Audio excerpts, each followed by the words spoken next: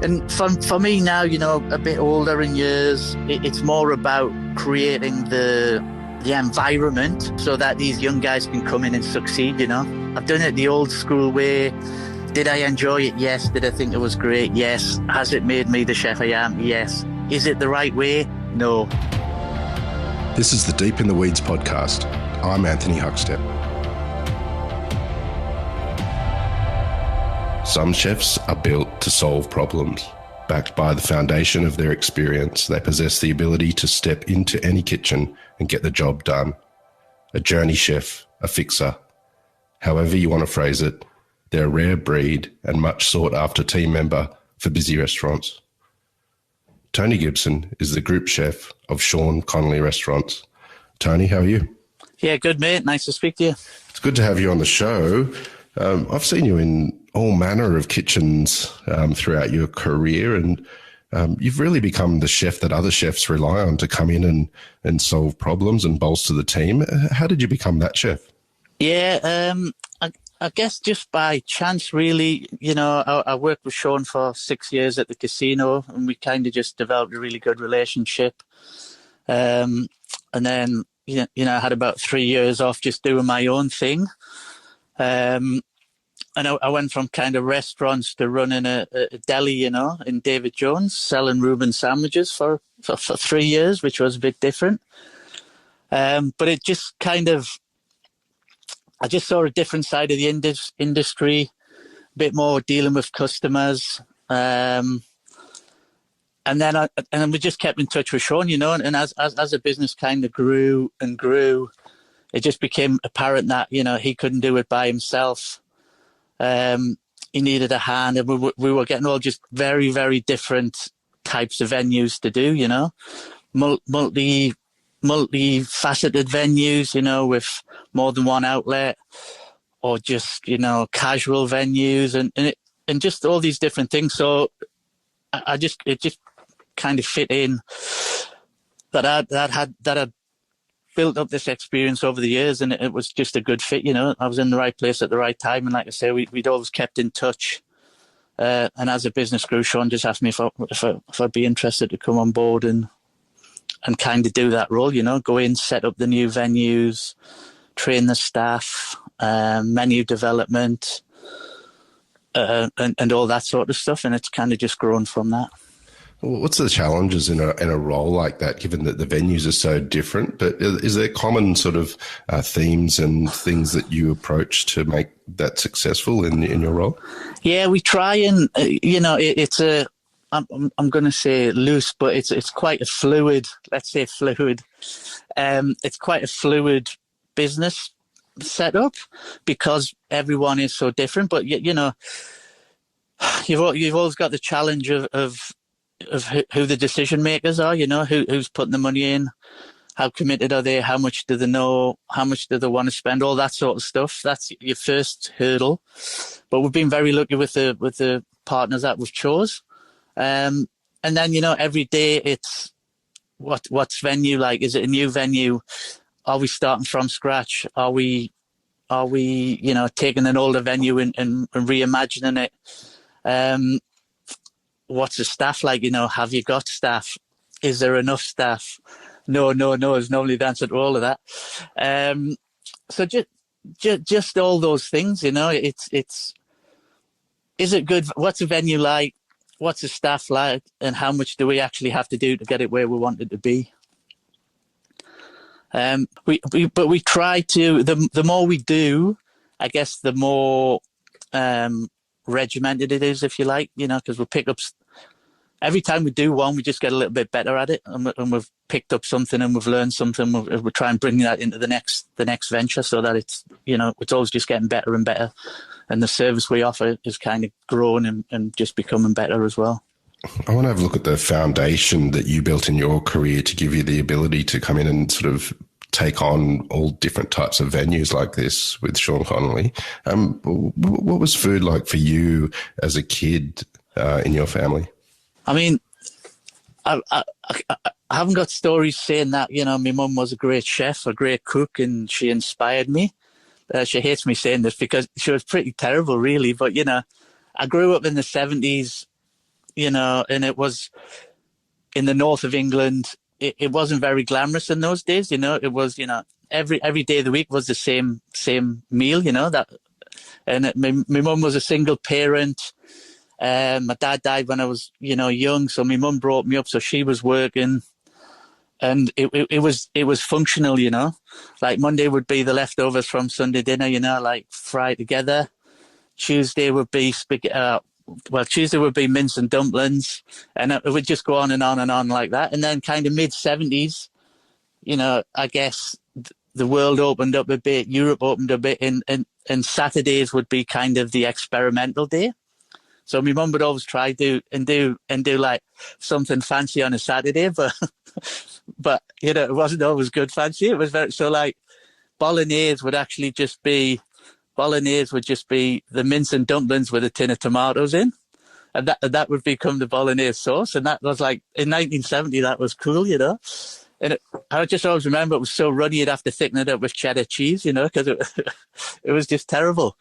So I haven't got, I don't have inspiration. My mum was always showing me how to cook. She did what she had to do, and it was tasty and it was always on. But my gran on my mum's side was a fantastic baker.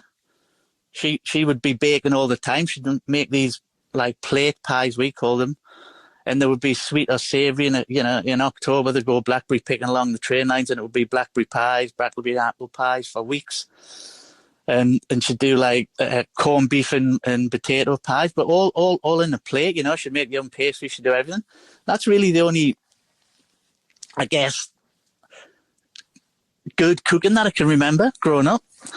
And the rest of it was all just pretty functional and bolognese, and then if you did chili, it was the mince and onion. It was the mince and onion with tomato and kidney beans. So that was your chili. And it just kind of progressed like that. So, but I guess an offset was that at a very young age, I had to kind of look after myself cooking wise. So by sort of 11 or 12, I was cooking my own stuff when I came in from school because my mum was still at work. So I just got interested in it. I enjoyed it. It wasn't really, I enjoyed doing it. I didn't think, I've got to make my own dinner tonight. I was quite excited to do it, and it was a lot of chicken dishes because chicken was cheap, but I'd do chicken every way you could imagine, I'd curry it, I'd fry it, I'd boil it, I'd do casseroles. And I kind of learned to dismantle a chicken just by feel. And now that I look back, it was terrible, Like, I didn't really have that many knives, but I would be like pulling the breast off and sticking my fingers under to get every bit of meat out. And very, very Neanderthal, but very effective. And I guess that's kind of where I just enjoyed it, I always enjoyed it. So I just kept going. You started your chefing career a bit older than others. What flicked the switch on for you and made you go for a career as a chef? So, when I was young, I had all these aspirations to be this fancy businessman, So, when in school in those days, when you get third year, you had to pick what subjects you wanted to do in the last 3 years, So the first year that computers came in, everybody wanted to do it, like virtually everybody in that year wanted to do computers, and obviously you couldn't. So I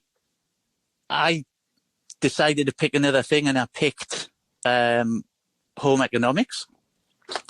So for the last 3 years at school, instead of doing computers, I learned to cook. Really basic stuff, I still remember my old teacher, Mrs. Murphy, and I just seemed to I had a really good hand with like pastries and that. I've got really cold fingers, so I was good at making pastries and that, and I just enjoyed it. But I still just wanted to be this flash businessman with a briefcase and a company car. So when I left school, I didn't go into cooking at all. I did it. I enjoyed it, but it was never going to be my career. And then I I fannied around for for about 10 years, trying to get this job with a suit and a briefcase and a company car. And I did all sorts of stuff, mate. I sold double glazing, I sold insurance, I sold vacuum cleaners door to door. I did all sorts, and then in the end, I got into retail, and I used to sell jeans. So for like 2 or 3 years, I got right into retail, and I kind of worked my way up. But I still, all this time, I was still an avid cook at home. Like I was right into, I would say my first influences and I guess drivers to be a chef was like, I loved Keith Floyd. I think I just like, because you would always get wankered on I'm allowed to say that, but you know what I mean? You'd always get pissed up on TV and just have a good time. I thought, you know what, that looks all right. And he's getting paid for it, and he's going around traveling the world. And I was like, I wouldn't mind doing that, but it wasn't flash enough. So trying to get this job, ended up in retail, and then I was out for lunch with the training officer one day, a girl called Karen. We're just chatting about life generally, and she asked me, if you could change anything, since you left school, is there anything you wish you would do different? And at this point, I'm like 24, 23, 24.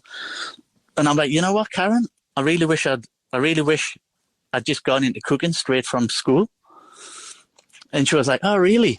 And I'm like, yeah. So that was on the Friday. By the end of that weekend, it was just on my mind. I decided on Monday that I was going to hand my notice in. I moved back home with my mum. I enrolled in Newcastle College to do cooking, and that was it. I was on. I was just like, right, I'm going to be a chef now. So that's how it all started. Was the commercial kitchen a shock to you, the environment of that compared to being a home cook? Oh, mate, it was a big shock. I mean, I've been very lucky in the places that I've worked. Even at that point, I've just managed to have really good head chefs who I guess really pushed me. They could see that I was more than, it wasn't a job, like I was really into it. So they pushed me to do better things. So my first head chef was this guy called Andy North, who was an ex-army guy. And our first day in the kitchen, he come to meet me, and he's got, the toque on, and he's got it right down just above his eyes. And he's like regimented, and he's like a sergeant, He took me to the notice board with all the functions on. And he said, you've got to have 2 things to survive here. He said, you've got to be organized. He said, I like lists. I like lists for everything. He said, if you're in the shit, just write a list and work your way through it. He said, so you've got to be able to write lists. I'm like, yeah, all right. And he said, and you've got to have a sense of humor. I went, all right, well, I've got a sense of humor. And that was my first thing. And he kind of took me under his wing. He kind of pushed me to do stuff. He pushed me to do like little competitions and things. And he started telling me about London, and how I need to go there. I need to get out of Newcastle because there's nothing there for me. And if I really wanted to be a chef, I've got to get into London. And I'm like, yeah. And but he drove me. And I still remember like the first week he sent me downstairs to get because the kitchen was upstairs, the fridges were downstairs. It was this opposite Central Station, Newcastle. He said, "Oh, go and get me some either coriander or parsley." And you know what? I didn't know which one was which. I knew it was one of them. So I ran all the way back upstairs with like a bunch of parsley and a bunch of coriander, and much to the amusement of everybody. They used to take the piss out of me all the time for that. Don't even know what coriander is. Don't even know what parsley. But that's how I learned. I just kept doing it. And then I guess one day, one lunch, we used to get breaks then, which was a bit weird. But I went. They'd all been talking about, everybody'd been talking about Marco Pierre White. And I was like, who is it? I knew nothing about him. So I went up to one of the bookshops on my break. I found White Heat, and I just stood in the corner and read it for half an hour. I was like, that's it. That's what I want to do. It was. I just wanted to. I just wanted to be in that kitchen, in that environment, in all the madness. So I just, at that point, I just started sending letters to all the restaurants I had heard about in London. I got a few replies. Anyway, I got a reply from Le Gavroche to go down and do a trial with Michel Roux. And man, I was so out of my depths when I got in there. I just, they did the service in French. I didn't even know what the dishes were. I remember on my trial they had some foie gras from a fish, And he was like, "Have you ever tasted that?" And I'm looking at it. It's just like this fish liver on the bench.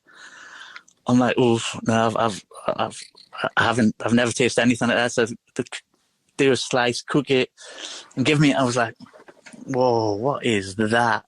I was like, "Right, that's it. I want to go." So, but I didn't get the job because I didn't have a clue what was going on. I was so out of my depth. I stood out like a sore thumb.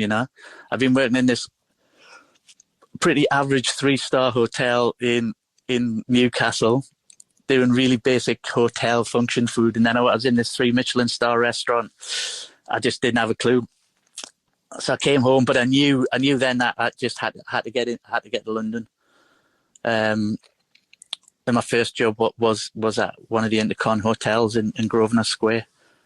You worked with some incredible people in London: Stephen Terry, Jason Atherton, Gordon Ramsay. Do you have any stories of the influence that they had on you? So yeah, I got London in the Intercon, and I thought that was it. Then I'm in a 5-star hotel in London. That's it. I'm at the pinnacle.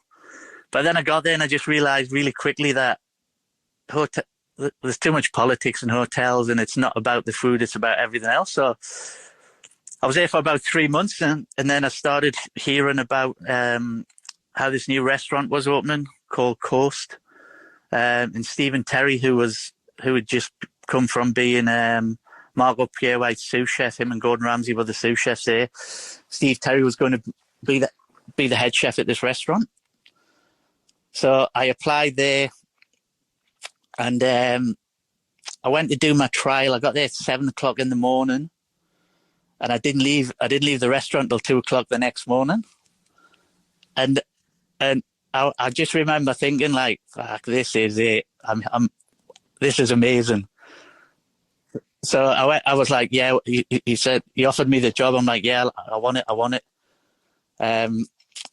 So I handed my notice in at the hotel and started there, like, I don't know, a week later, what have you. And then that was like my apprenticeship at Coast. I did 3 years there. I worked every section, including pastry. And that's where I just came in the contact and met with some of the people who kind of just taught me how to cook, formed how I cook, formed my work ethic and everything. So I was living with Jason Atherton, who doesn't need any introduction now. He's got, I don't know how many restaurants Jason's got now, 20 restaurants around the world. Me and him lived together for 7 years in London. So he was a chef de partie when I started. I was just a commie. And I ended up following Jason around for like 10 years because he was just so inspirational. I've never worked with anybody who's such a hard worker and puts so much effort in. Well, I have actually since then, but I'll get to that later. But yeah, just a solid chef, So it Coast at the time, there was Jason Atherton, Mark Sargent, Hal Jones, Nathan from Felix, who runs Felix now, and just all these absolutely amazing chefs. Who, a lot of them gone on to have Michelin stars of their own and run their own restaurants, and that was the crew, So for 3 years we were just inseparable. So when you're in an environment like that, you just it just brings you up, because everybody was shit hot there. Like everybody was a good chef, so you either sunk or swam. So I had to just get. And to be honest, I was out my depth all the time there as well, because these guys they'd all come from Michelin star restaurants, and I'd worked in a shitty hotel, and then quite a little bit better hotel, and then I'd come in there. I mean, I used to get caned. I used to get caned all the time. Just, it was hard, like you're in at 7, you'd leave it. You'd never be out before midnight. Normally it was 1 o'clock, 2 o'clock in the morning sometimes because it was busy. You'd do 120 for lunch, 120 for dinner, 7 days a week. You'd have days off, but you'd just sleep. It was just, you'd do your washing. You might make it to the pub, you'd have 2 pints, and then you'd fall asleep in the pub, and you'd have to go home, go to sleep, and then start again, But it was pretty special time. I've never been in a kitchen since that had so much talent in it. And at the time, you did know, but you didn't really know, how much people were going to go on to be great, especially Jason.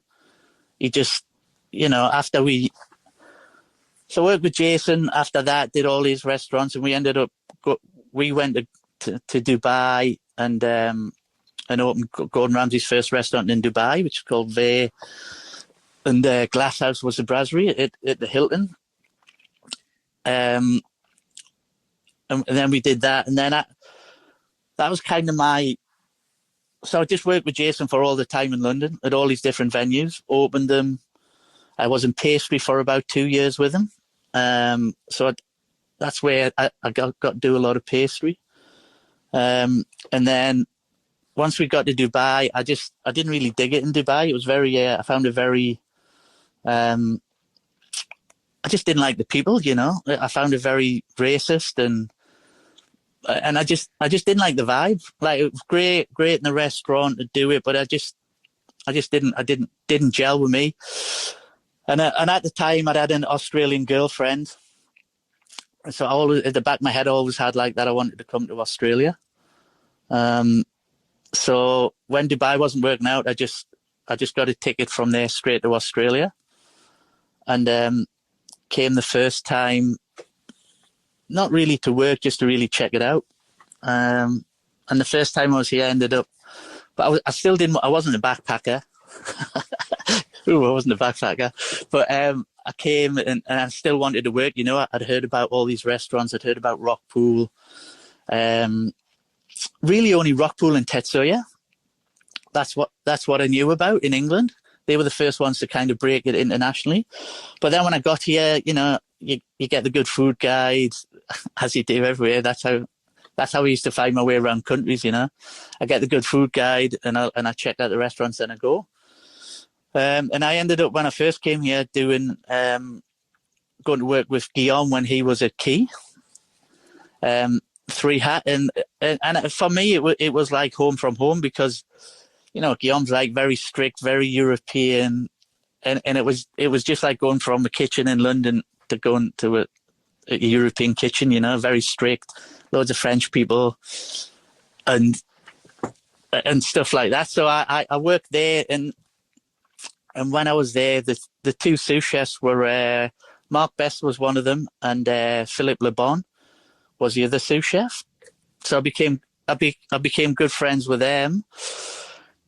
Came back to London, so I did a year here. Went back to London for a cheeky year and helped Jason and Steve open Frisk Street in Soho. Did that for a year, but by that time I just had the bug of Australia.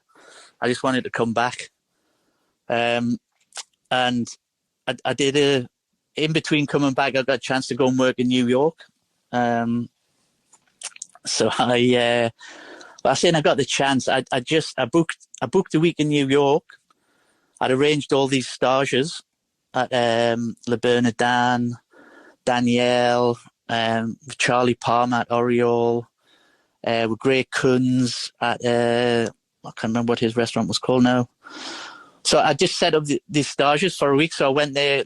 I had a friend who I stayed with for the week, and I just staged for the whole week in New York.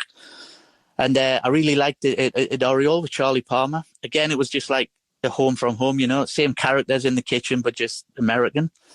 And I said to them, I'm going to come back in September. And they were like, yeah, cool, sure. Yeah, you know, come back. We'll have a job for you. So, and that was it. I went back, sorted my life out, and then I just turned up. I just turned up in New York about 3 weeks later. Knocked on the door at Oriole and said, all right, I want a job. And he was like, what visa have you got? I said, I haven't got a visa. I'm just here on a holiday visa. He's like, all right. He said, it's changed a bit since you were here, you know, like they're really cracking down. I said, well, I'm here now. So I'm just going to come in and work every day. So anyway, I came in, I worked for about a week or 2 weeks free. And then they were, you know, they could see that I was really keen. So they were like, all right, look, we'll just pay you under the table. But like, you know, you can't tell anybody. If you get caught, we're fucked, you know. If they come in, he said, you know, if you see people walking around with clipboards, he said, you're just here for the day. You're just doing a stage and then you're off tomorrow. I'm like, yeah, no problem, mate. So anyway, nothing happened. I ended up being there for about 4 or 5 months, just working illegally. And then it was just time to come to Australia then. So I came to Australia via Mexico and ended up in Australia. And by that time, Bestie had opened Mark in Surrey Hills. So, and we'd become quite good friends when we were at Key with Guillaume. So I went and had a chat with Mark. I did a stage at Rockpool. Didn't really like that. And then I went to see Mark, and he had a job for us. So that was my first job when I came back to Australia seriously. Do you have any stories of your time in the kitchen at Mark? How different was it compared to the kitchens you'd worked in previously? Yeah, quite much different. You know, I'd come from Gordon Ramsay in England or in Dubai to that, you know, and I mean, I'm sure, you know, like in Gordon's restaurants, it's very, it's full on, you know, like it's, people do what they do. Nobody talks, you know, it's quite a severe atmosphere, quite extreme, I would say. And then whereas at Mark, you know, it was pretty chilled out. You know, Bestie's like, he's a bit of a more chilled out character. He's not Gordon Ramsay, you know. He's a very different character. So I would say it was a bit more relaxed, not as busy, not as I guess, intense in a different way, you know. It was more, I guess, flavour driven at Mark. Whereas you know, when you got 3 Michelin stars, it's not about creativity or anything like that. It's about being consistent and doing it the same every time. Whereas, you know, Mark at that time, he was still just trying to make a name for himself, you know. It was, when I joined, it was 2 hats.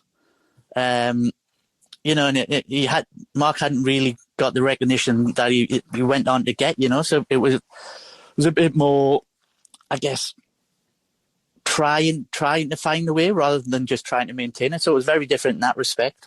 But again, you know, I was very lucky, again, to be in a kitchen with that amount of talent. When I was there, it was when I first got there. So Brent Savage was the head chef.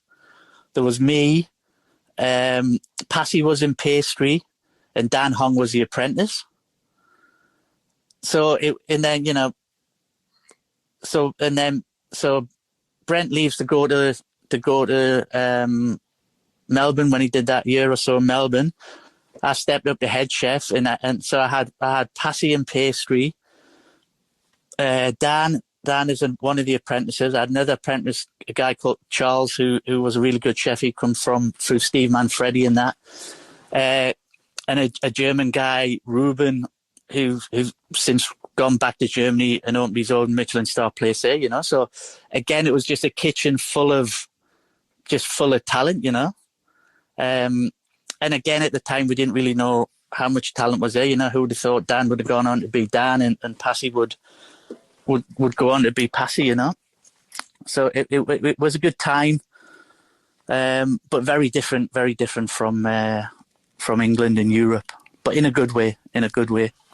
You've had a working relationship with Sean Connolly for a couple of decades now, on and off in various roles and various venues.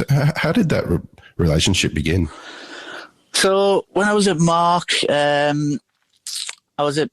for 2 years, and then Mark, it was just when he was kind of expanding. So he took on the place round the corner where Brent took over. And then he also had the Four in Hand. And originally Passy went down to the Four in Hand to open that. I stayed at Mark. Brent went round the corner to, I can't remember what the name of that place was, to open that in the little wine bar thing. Yeah. And then Passy decided he was going to go to Europe and do stuff over there for a bit.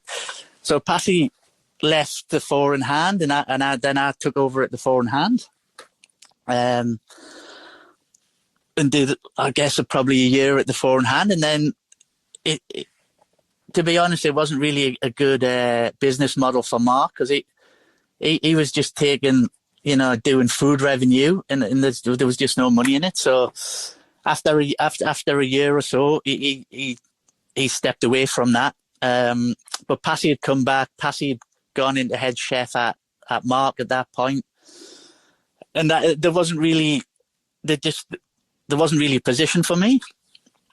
And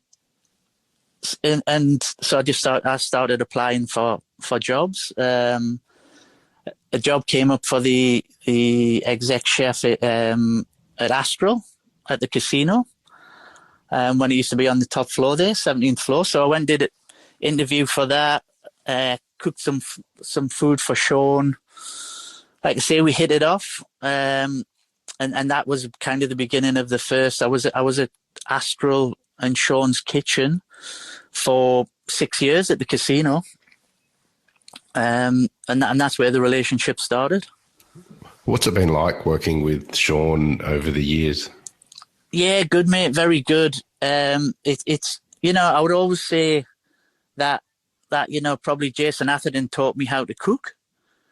But it wasn't really till I started working for Sean how I learned to see the other side, how to run a restaurant, and all the stuff that you need to know other than just cooking.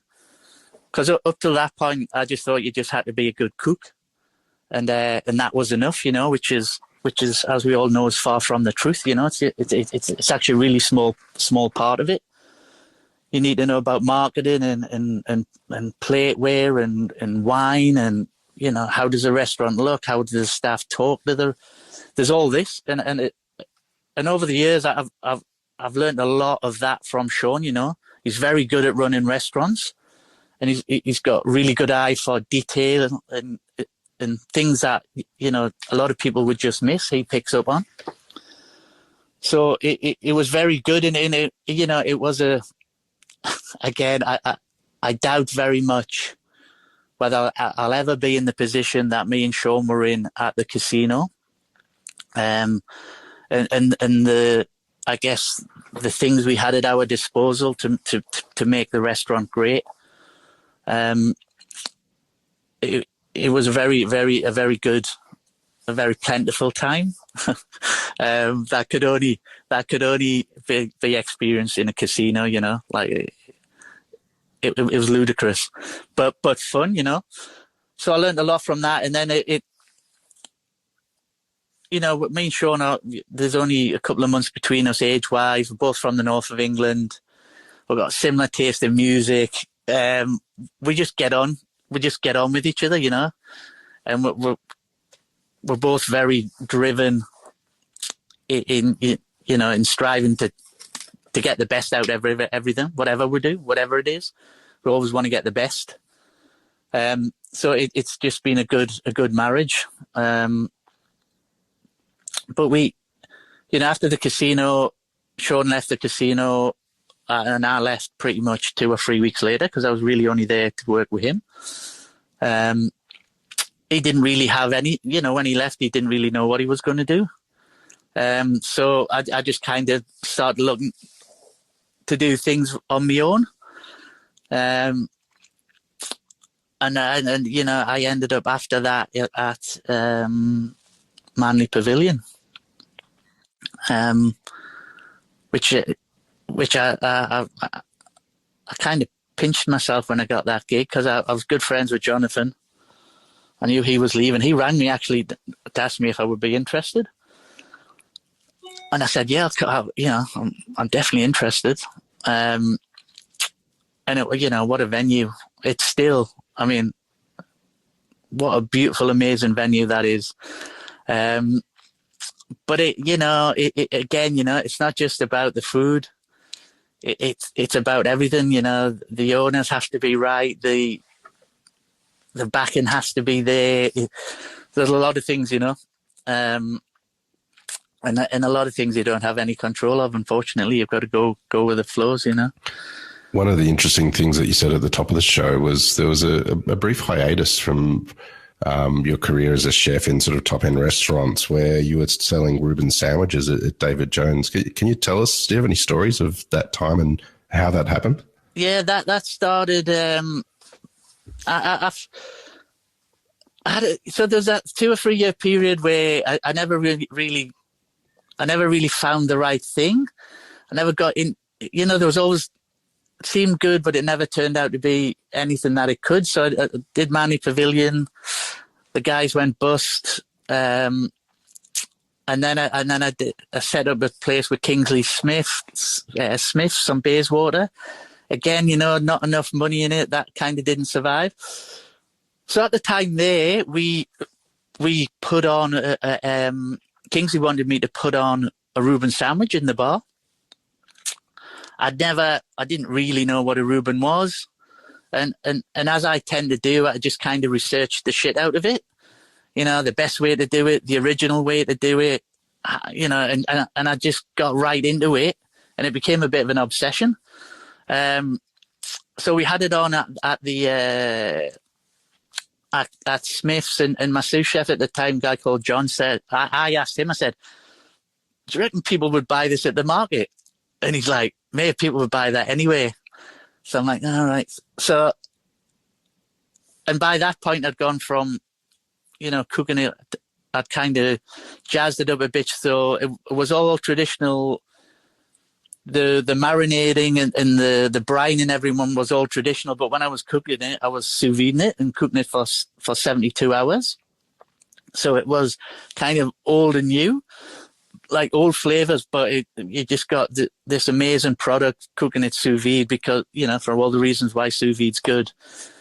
And at the time you could still get, brisket was a secondary cut still. And I could pick up Wagyu brisket for $10 a kilo, which I daresn't think what it is now, Wagyu brisket. So I was just taking all this old brisket off Havricks and off Clayton Wright that they couldn't sell, brining it and then cooking it sous vide for 3 days and making this amazing pastrami and corned beef. So I would do it once a month at the farmers markets, and then I'd do 300 or 400 sandwiches in one day, and I was like, maybe I can make, maybe I should get one every week. So, and then I took on Bondi markets.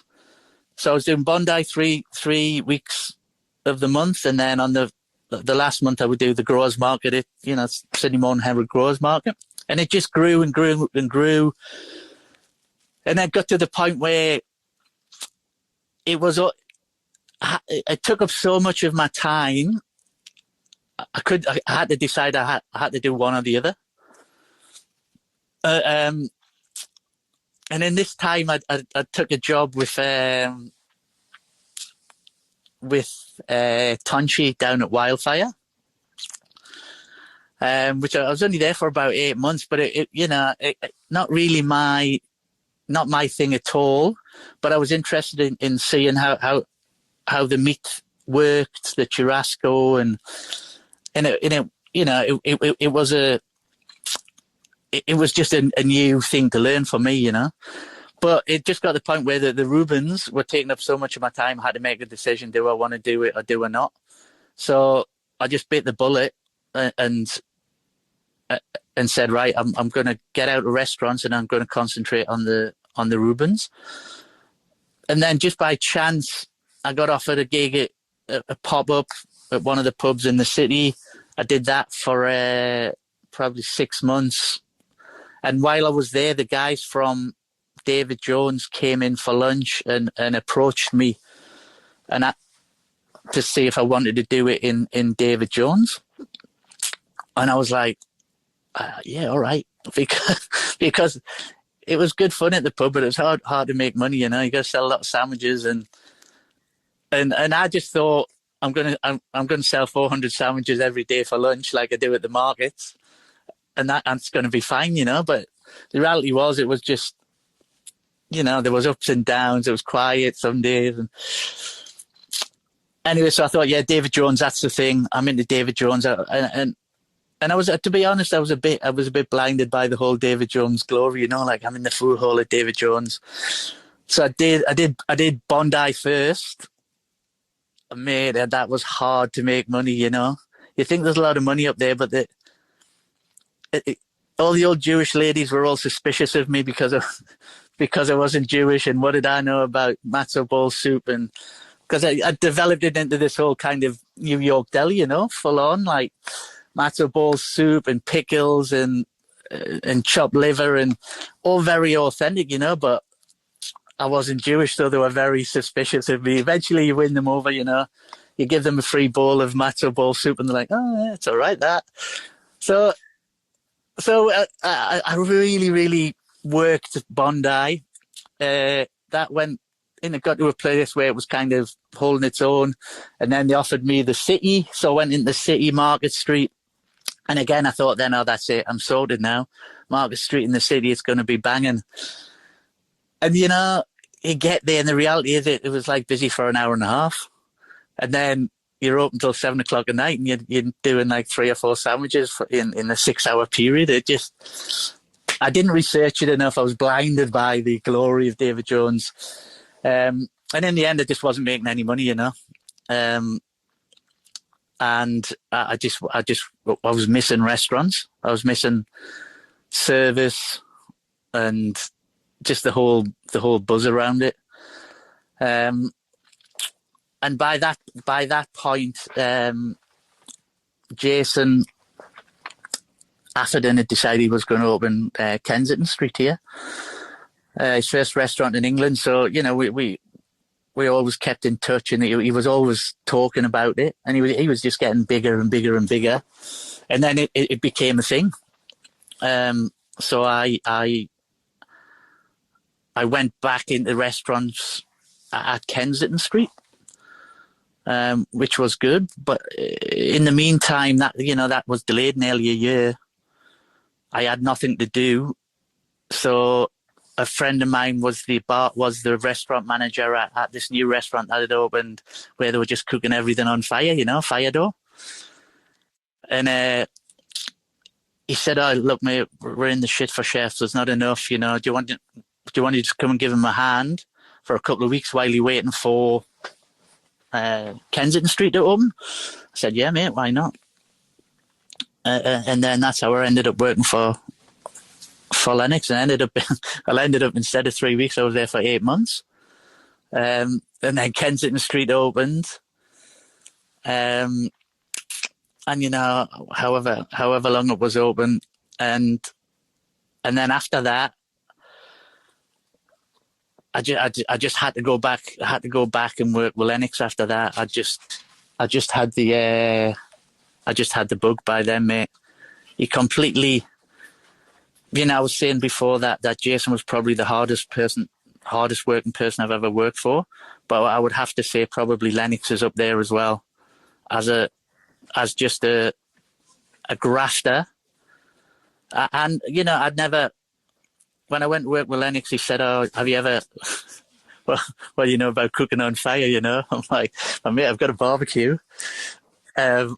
I said, but I'll be honest, that's about it. He was like, right. He said, well, it's a bit different.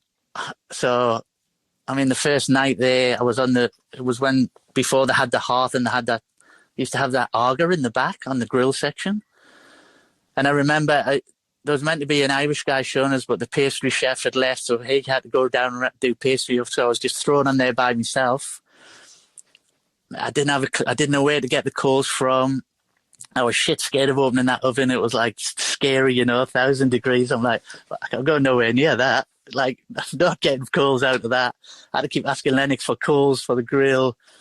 And it gets to 9 o'clock and I'm like, it's freezing. The oven's cold. The oven's cold. He's like, have you been putting wood in? I'm like, you got to put wood in the oven as well. Fuck. No, I haven't. So the oven went down and it was just this complete epiphany of, like, I thought, I don't know anything about cooking. Like, I really don't know how to cook properly.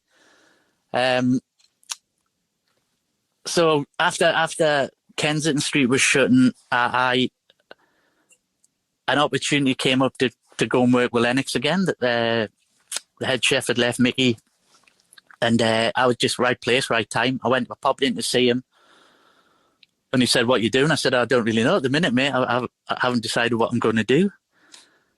And he had another job. He had a job, so I was like, "All right." So I ended up doing probably maybe another 12 months, 10 or 12 months with Lennox then. So about 18 months all up, which was, like I say, just I get a real breath of fresh air. But mate, it was hard for an old man like me. You've been opening all sorts of venues with Sean Connolly recently. You're working on something at the moment. What are you working on that you're about to open? Yeah, quite exciting. We're just about to open QT in the city at Gowings. It's been in the pipeline for about a year. A year ago, we got offered the chance to do the new QT in Auckland. And we did that we'd opened just Christmas last year and went really, really well. The company loved it. And on the back of that, we got offered the opportunity to do, to rebrand Gowings in the city. So we've been working on that for probably a year. And it's all kind of coming to fruition now. So we opened to the public on Friday this week. And we're just getting ready to go into, a few dry openings tomorrow and Wednesday, and then a big dinner for all the board members on Thursday, and then we throw the doors open on Friday. So, yeah, very exciting, very exciting. Your career has led you all over the globe. What do you love about what you do? I guess one of the things is exactly what you've just said. When I first decided I was going to be a chef, I had this kind of crazy idea that I would I would qualify as a chef. I would specialize in Japanese food. I'd get a job on a cruise boat and then travel the world, and then I'd get off where I wanted to stay. And I mean, I never qualified, so I never finished my training. I never specialized in Japanese food, and I never got a job on a ship. But it did allow me, I worked in New York, I worked in Dubai, I worked in Australia. It allowed me to do that. And it was only because I was a chef that I was able to secure jobs in those countries, So that it has always been something that I love about it. And the fact that I know that if I wanted to change, if I decide I don't want to be in Australia anymore and I want to go to another country, I know that it would still hold true today, that I could get a job because I was a chef, So I like that. I like the fact that, and for me now, a bit older in years, it's more about creating the environment so that these young guys can come in and succeed. I've done it the old school way. Like I'm saying, 100 hours a week wouldn't be far short in London. Did I enjoy it? Yes. Did I think it was great? Yes. Has it made me the chef I am? Yes. Is it the right way? No, definitely not. It's so out of date. It's just wrong. So, like at my point now, I'm lucky to be in an opportunity where I can, put things into place that hopefully it is making, it's making the industry a bit better. It's making it a more appealing thing for young kids to come into. We're not going to fleece you for 80 hours a week and pay you for 38. You're going to get paid for what you work. We're going to give you tools, to make you successful. And I really love that. I love the opportunity to develop this. Every time we do a new restaurant, we pick up something, we learn something, and we add it to the package that we can bring into the next restaurant. And I find that really exciting now to be able to do that, to come up with systems and ways of cooking things, and that make it easier and better for the kids to do, and come into it. So I really enjoy that at the minute. Well, Tony, good luck with the new project and congratulations on what you guys are doing. Please keep in touch and we'll catch up again soon. I will, mate. It's been a pleasure. Thanks, mate. Appreciate it, Anthony. This is the Deep in the Weeds podcast. I'm Anthony Huckstep. Stay tuned as we take a deep dive into the lives of the incredible people who ply their trade in the food and hospitality sector. Special thanks to executive producer Rob Locke for making this all happen. Follow us on Instagram at Deep in the Weeds Podcast or email us at podcast@deepintheweeds.com.au. Stay safe and be well.